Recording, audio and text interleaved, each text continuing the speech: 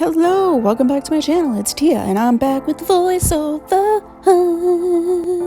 Yeah, I don't know what that was. Today I'm showing you how to put on a name brand wig. You're going to take it out of the box and give it a little shake.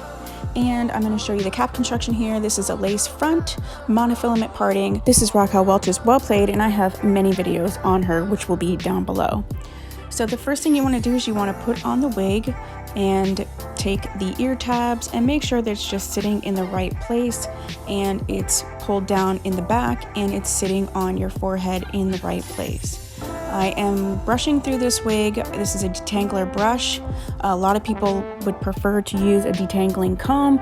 That's fine. I like a brush. I'm showing you the hairline here, so it's really pretty. You actually wouldn't need to do anything to it.